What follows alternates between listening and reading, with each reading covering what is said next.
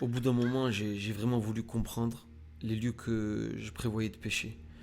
Donc avec Najim, on a décidé d'effectuer des sessions repérage que j'affectionne particulièrement. Je me transforme en homme grenouille et ça me permet de me fondre dans la masse du lieu que je prévois de pêcher. Ça me permet de penser en trois dimensions en fait.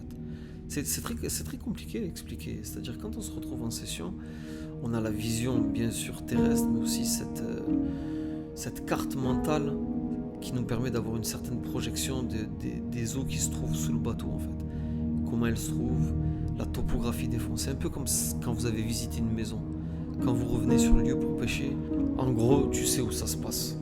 Tu sais comment tu vas aborder ta pêche, tu as une stratégie bien détaillée dans ta tête qui peut ne pas fonctionner, mais en tout cas la plongée pourra te permettre de gagner énormément de temps.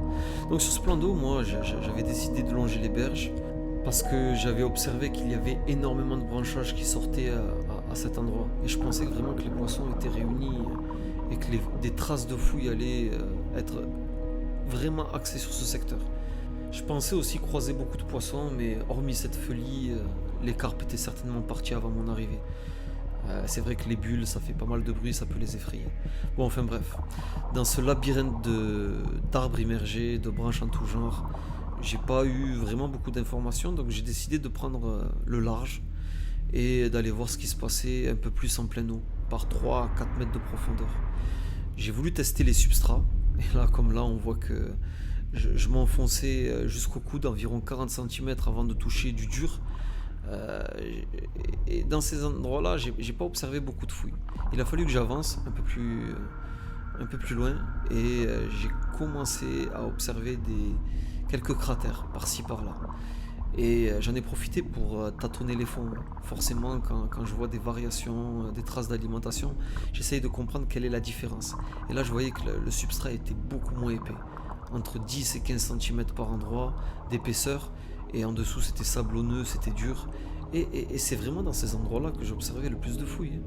Et, et forcément, quand j'avançais, je tombais de toute façon vers des hauts fonds, des monticules de galets à proximité de ces zones retournées. Donc, est-ce que les carpes viennent s'alimenter sur ces secteurs-là parce que le fond est moins épais, parce que les écrevisses fréquentent ces zones rocailleuses? Pour l'instant, c'est une théorie qui se tient, qui peut en tout cas me mettre en confiance pour débuter mes pêches les prochaines fois.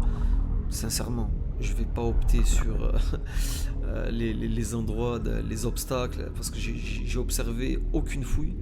Par contre, tout ce qui est au fond, tout ce qui est zone avec un substrat pas trop épais, il y a fort à parier que je place mes montages là dès le début lors de mes prochaines sessions. J'observais vraiment, toutes les fouilles étaient concentrées dans ces endroits. Il n'y a pas photo. Donc dès que tu observes ce type de cratère, tu comprends que c'est de la carpe déjà dans un premier temps. En tout cas, il y a de fortes probabilités que ce soit des carpes. Et vu la taille des cratères, c'est forcément des jolis poissons. En tout cas, ça laisse présager. Donc la suite, ça sera quoi?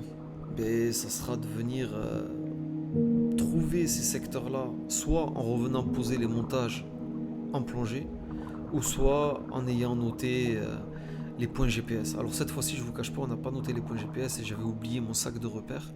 Mais ce qu'on peut faire en général quand on part sur ce genre de prospection, c'est de lâcher un repère au fond de l'eau et le laisser remonter à la surface et de noter les points GPS.